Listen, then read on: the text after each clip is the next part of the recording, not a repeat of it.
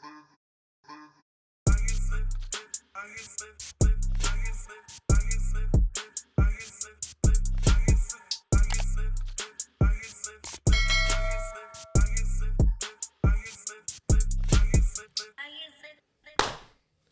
everybody, it's your boy Loser Lou. The store is open. I'm sitting down here with my boy Danny. What's up, Danny? What up, doggy? All right, so let's address the elephant in the room. Hey, you don't have to call me that. No, the fact that they are taking away flour. They're like, what's going on? Okay, so we kind of been waiting for this for, I guess, since the SP3 got vetoed by the governor in, what was that, September or October? It was supposed to go in effect October, I believe, Yes. right? Yeah.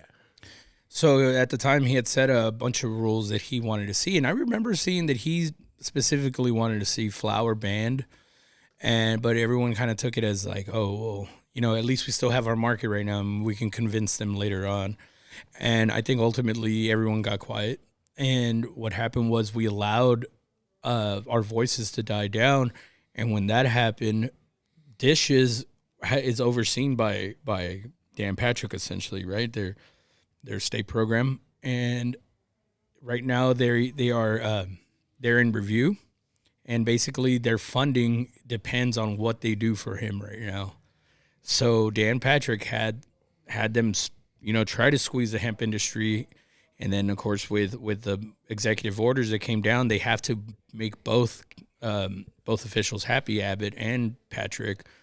And I think what ultimately ended up happening was, like, if we get rid of flour, I think that makes both of them happy, because I don't think anybody like Abbott wants flour here in Texas, and neither does Dan Patrick. He doesn't want any of the product. But to me, flour, or to them, I think flour is the most dangerous. And when I say the most dangerous, I mean that it has the quickest effects. It's potent. It kind of, you don't have that waiting period, right, that you do with like edibles. So I think you saw a decrease in alcohol consumption. You saw a decrease in not medical consumption, in in pharmaceuticals. So you're saying not everyone wants to be barred out anymore? Exactly. Exactly. How many of those little dudes that you saw all the time, like kind of barred out and all pilled out, running around town, are now working at some of these shops, and they seem to be leveled out. Like, you know, they have access to this plant, and the access to this plant, the government knows that society changes when they have access to this plant. It almost seems like things are going good in a society. Wasn't it revealed in the Epstein files that they didn't like it when people were potheads because they weren't? They tend to question more. Yeah, they weren't just like, they wouldn't just comply. Yeah, I mean, I think they noticed that with the hippies. But really, what it comes down to is also if you want to look at it in the law's eyes, kind of what happened to San Antonio. I use San Antonio because I'm in this market. It got oversaturated. There's over 900 shops here in San Antonio. Oh, I thought you meant just on Bandera. For real, dude. So these 900 shops, I'd say 3/4 of them, and there's a lot of them that are good, but they're not compliant. And as much as you think that you know the people that walk into your store, you've had agents walk into your store. You've had them go look and just kind of take a glance and you know, okay, are they at least being compliant? Oh, they don't even have their resale license. They don't even pay taxes.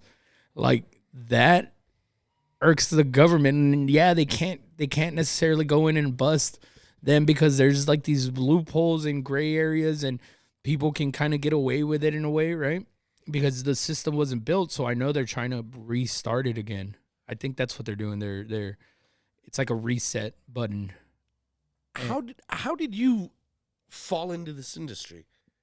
So in this industry, late like 2018, 19, I saw that CBD had kind of became a thing, and I've always consumed cannabis, right? So so I was like, it piqued my interest, especially at the time. I was not really, I had just quit drinking. I really wasn't smoking too much because I really wanted to, when I stopped drinking, I really wanted to be healthy and be clean, you know? And at that time, I was like, okay, CBD, and I did my research about it, and I saw that it doesn't necessarily get you high, and it has these like benefits to them, right? So I started going to a smoke shops. I stopped by the first place that I stopped by was a place off of Babcock. It's like it looks like a little trailer, and I bought a CBD pre-roll and I smoked it at night, and I was like, this feels good, but it's not. It's not like I hadn't smoked in a long time, so I didn't necessarily feel an effect, but I felt relaxed, right? I was like, okay. And then a couple weeks later, I'm like, I'm gonna go back see what else they have. And at that time, Delta 8 had just dropped. So they had just made Delta 8 vapes, and I'm like, and the guy was like, hey, buy one of these. Like, if you like CBD, this actually has a little bit of an effect, but it's like not like THC. So I'm like, all right, I'll try it. I I got in the truck, cracked it open, hit it. And I was like, whoa. It actually felt nice. It like if you try Delta 8 in a vape form and you're not high or anything, it has an effect. It's very light and very euphoric, and it lasts maybe about 30 minutes. You know, you get high. Yeah. And that really piqued my interest. And then I hit Reddit. First page on the internet. Yeah. I hit Reddit and I started I joined a community called Alternative Cannabinoids. And it was just like nerds just talking about cannabinoids, and basically I was watching these cannabinoids hit the market in real time, where some of these guys were the people on these message boards were actually the guys who were working for these companies or doing the research. So they were in real time, like talking about their plan to make THCO because they just read about it in this study and blah, blah, blah, and they're going to be able to synthesize it. And like I said, I was kind of, for about a year and a half, I was like, oh, wow, this is like an alternative cannabis. This is alternative to cannabis, especially in a market like Texas. Mm-hmm. So at the time I was really into vapes, right? And I didn't like buying street vapes because I had encountered fake vapes at the time. And I was very like worried about them, like what I was inhaling. So I was like, okay, well, I'll try these alternative cannabinoids. But at the same time, same thing happened at the smoke shops. Some brands were good, some brands weren't. Some brands tasted like nicotine vapes. So I started buying my own little oils and making my own vapes, and that's what made me want to go, I'll start a vape, my own vape company. Like, I'll make vapes. And I came up with a name, and it was Big Chunky. And they were going to be small vapes. So Big Chunky was before Gnarly Charlie's? Before Gnarly Charlie's. Whoa, okay. I never heard about Big Chunky. That's pretty rowdy. So, yeah, and I was at the liquor store, and at the time, I started getting my license and doing all that.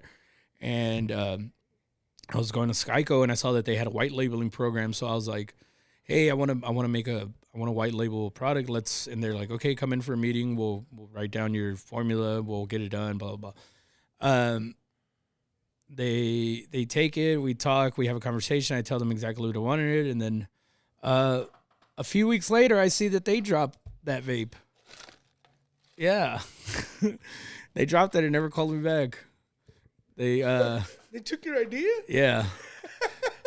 And then that dude got fired, so wow. There was never any trace of it. So that was that. Yeah, so that was that. And luckily that day, shout out Aaron from Cold Start, he gave me a little canister of THCA, and he's all, check this out. And I was like, what the fuck? More fucking sprayed weed. And yeah, the rest of it's history. I've told this story where it's, I opened that little fucker up and I was like, this is weed. I called him, bro, this is weed. And he's like, yeah. I'm like, how the fuck can you sell it? And then I just dove into that rabbit hole. And luckily there was another Reddit a subreddit called the Cult of Franklin, and the Cult of Franklin was where THCA, the first hemp companies, they put out THCA, were growing it themselves, so it was literally like CBD flower that had like 3 to 4% THCA. Oh. It was like they were testing the waters, and then finally someone put out actual like full on flower. Like, and people were nervous ordering it. I remember when I first started opening this business, I'm like, fuck, dude, like this is so risky. Yeah, well, yeah, like it was what, essentially a loophole? Yeah. It was a loophole, but that's the way the law is written. So it's not a loophole if the law is written like that, right? But that's what they get for writing fucking vague laws. Like, don't be vague. Like, be specific on how you want it. What you want to do is you want to trap people up in the misunderstanding, or what people should be doing is getting lawyers, right? So get your lawyer to tell you, and then have him defend what he told you. That's the only real way. And I hear this from everybody, but that's the true way to do business, right? Is have your lawyer write up your SOPs, and that's how you conduct business. And if you ever get busted, your lawyer's there to help you get out. But their interpretation has to be, now if I create an interpretation, well, that's just me. You know, what do I know? I don't know law. But I try to study as much as I can, try to understand it. But yeah, that's pretty much where I kind of started. And like I said, Danny Boys started 3 years ago, 3 years ago. And we're still battling from day one to now, still battling the same shit. Always something with politicians here. This is going to be the last standing ground for cannabis. And I believe once we win this war, then states like Arkansas and states like Idaho will then follow suit, because we'll be an example of what good cannabis regulation and good cannabis production can be, you know? Yeah. So where does that leave us after the 31st? So essentially they want to take out all flower, and it's not, people keep saying it's a smokable hemp ban. There already is a smokable hemp ban in place since like 23 or 22. Uh-huh. And essentially no one should be manufacturing any smokable hemp, right? But we sell bulk hemp. We don't sell flower, right? Or we don't make pre-rolls here. We buy pre-rolls and we sell those, but there's a manufacturer out of state. But yeah, they don't want that. Now they want us to test the flower for total THC. So really the max that you can get is maybe a 3% THCA flower. That will fall under the 3.3, right? Maybe you might get some 101, some 3% CBD, some stuff like that. So you'll have access to that very low THCA, you know. But even then, like in the math, I think the low numbers of THCA still pop hot, like, because they do it by calculation. They don't actually test the weed. It's just whatever shows up. Yeah. So no more flower. They want to take out sales of that. No more pre-rolls. No more concentrates. What we're going to be left with is edibles. Just edibles and the drinks? Edibles and drinks, tinctures, rubs, salves, dog treats. So it's kind of funny. So the things that they're leaving us with are the things that they're really threatened by. They really made it seem like it was that. And I think they were told by the people, don't make it seem like it's about flower, because if you make it seem like it's about flower, people are going to get up in arms about that, because like, because we did earlier. Yeah, but edibles, people kind of, it's almost like a trick that they played. They made it seem like it was all about edibles, but it never was. It was all about the flower. And what it comes down to is Teacup wanting to put out flower and not want any competition, and they want to put out their vapes. And what did they do? They got rid of vapes. They got rid of vapes. And where are they now? Like, there's no relief for the patients right now. There's no vapes that you can get through Teacup right now. Like, they still haven't rolled them out. Everything through Teacup was kind of just very low dosage. I don't understand how anybody can find any relief in anything there. Because if it doesn't benefit them monetarily, they won't fuck with it. That's not patient care. Most medical marijuana programs in most compassionate states start off with compassionate clubs and like a group of growers that get together and say, hey, we're not going to make any money off of this, but what we're going to do is we're going to grow this weed for all these patients that they all have cancer, they all have AIDS, not all of them, but they all have different diseases where they can't grow these plants, but they can afford to pay me to grow this for them. They're not paying for the weed, they're paying for my services of growing this plant for them. And that's the way they used to do it. And you saw the best medicine grow that way. You saw the most people get the access to, like I said, the best medicine. You saw the best care of weed, and there was no money being made from it. People were making money to make a living, but in order to provide someone with a stable like life, some relief. So these people, no one's getting mad at that. No one gets mad when a person that runs a nonprofit, is able to pay his rent. We don't want to fucking start a GoFundMe for the CEO of fucking, Bro, that's funny. That reminds me of like, I heard the Pawn Stars guy got into a bad car accident and he has a GoFundMe right now. Oh, jeez. Go ahead and sell Chumley's ass. Well, I'm going to have to call in an expert for that. In Vegas, we went to the Pawn Stars shop. It's a lot smaller in person. Oh, yeah, it's real small. Hey, what are you sipping on? I'm sipping on a Sherpa THC seltzer, 50 milligrams. I never see you go for anything lower than 300 milligrams, so I know. I was kind of curious. It's middle of the afternoon. I was like, all right, maybe I don't feel like passing out by 6, but yeah, dude. So I'm just at a loss of words. I can't believe that, like, this industry, I swear, we just have to keep fighting, like, it feels like every 6 months it's a new battle. I think every cannabis market is going through it right now. There's a big push on, like, anti-cannabis rhetoric coming from, like, the alcohol industry and from the pharmaceutical companies, even down to the point where my wife said she went and watched a movie yesterday with her friends. And my wife, I was like, did you like the movie? It's supposed to be like a romantic movie or something like that. And she goes, it's propaganda. And I was like, what do you mean? She goes, it's a movie about a woman with a daughter that's dating a guy, and he convinces her to take a gummy, and she, like, gets in a car accident and kills somebody, and she goes to prison for 7 years, and that 7 years she's just trying to get back to her daughter. I'm like, oh yeah, that's over a gummy? Yeah. They ate a wild and killed someone? They got wild, bro. They ate a 10 milligram gummy and went crazy? Bro, and I'm like, yeah, that is propaganda. I was like, which one of your friends did that to you? She's like, no, I don't think it was on purpose. And I was like, I think it was.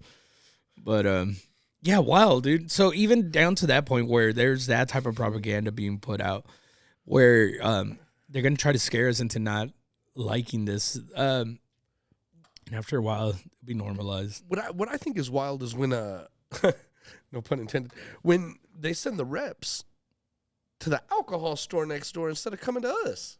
Yeah. Yeah. So what they originally wanted was for this whole industry to move to liquor stores. Okay. Good luck getting them into track and tracing. Good luck getting them into paying $5,000 for a license when they already have to pay $900 a year. They're not going to want to do that. Why the fuck would they'll just keep selling alcohol? So when TABC goes, wait, none of our guys are switching over. I'm like, fuck you guys working. We'll drop down the fees. Oh shit, people now no one wants it anymore because everyone's over it. Now they can just go to the hemp shops and everyone let's go after it. Let's get rid of it. Like it's literally they won't be happy until it's either gone or in their possession. And that's where I think the thing that people are lucky right now is that RJ Reynolds, the tobacco companies have not came after cannabis as like wanting to get involved. Like, because I remember hearing things like, oh, RJ Reynolds has a lot of the strain names like copyrighted already. Oh shit. So like they could just roll out Marlboro Greens? So they can just roll out the Blue Dreams, roll out all that, and they'll own the name, and no one else will be able to. But they've never done that. Just like the way HEB can sell alcohol, because the only reason you can't sell alcohol in Texas at like Walmart and groceries or like convenience stores is because they're publicly traded companies. But if you're a family-owned company like HEB, you're allowed to have a liquor store inside of the HEB, but they opt out in order to help the rest of the community to, make it even. Cool, right? Yeah. Yeah. Henry Butt, shout out. Well, this chronic soda's starting to give me the chronic. I'm sorry. Chronic Cottonmouth. Yeah, cheers, man. Cottonmouth, man. I appreciate you sitting down with me for a second. I appreciate you giving me a voice, man. I don't feel like I get to talk like this on the High AF podcast, Well, yeah. You're high as fuck. Very. We caught him, the middle of the day. Yeah. I can keep going, dude. I can talk and talk during the day. Maybe that's when I need to switch the podcast. But yeah, dude. I just really I think the most important thing that comes out of this is like people need to be more vocal. Like if you want to keep your flower markets or if you want to see anything come out of hemp, cannabis, whatever you want to call it, the consumer has to get involved. They have to the government has to know that you're the reason this whole market exists. Like there wouldn't be 900 shops if there wasn't enough people for them to supply. There wasn't a demand, yeah. So ultimately it is a consumer's market, right? Y'all went from the streets into the shops, and now they're going to take you away from that, and now they're going to put you at risk and being back out in the streets. And what we're allowed to do as citizens, we're allowed to tell our government what the fuck to do because that's what they are. They're our employees, right? We put them there, and we can get them the fuck out of there. We can vote them out, especially in November. That's when it comes down to it because that's, I think, where real change is going to come after November when we see maybe a blue wave hit Texas and we have a purple state versus a red state. We then might see policy change. And I think that's the way we're truly going to change is through policy because we can go stand in front of the Capitol and hold signs and, look like a bunch of hippies and, not everyone goes and there's only 30 of us and it looks kind of like a wash. It looks bad. Or it could be like California where thousands and thousands of people would be out there marching and saying that they want their weed, right? But Texas is very, very divided. And that's the one thing is it needs to be united and we need to stand strong together because without that unity, they're just going to fucking rip us apart one by one. And especially with a lot of fucking Chad sellouts in this fucking industry. I'm calling out y'all. If you're listening, you're a fucking Chad sellout and you know who you are. Like, you will sell out this company for yourself. And then what you're going to be left with is nothing at the end because no one's going to want to support your fucking shitty business. And that's all I had to say about Vietnam. Oh, shit. I'm just going to end it at that because I really, I've never seen Danny that passionate.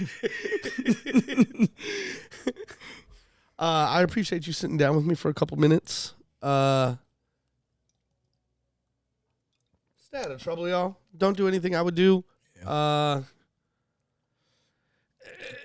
Let's party it out until we can because next month's going to be kind of wild, I guess. Yeah. Well, I guess no more 420. Yeah. We'll just get high as fuck on edibles. Thank you, Danny. Stay out of trouble, y'all.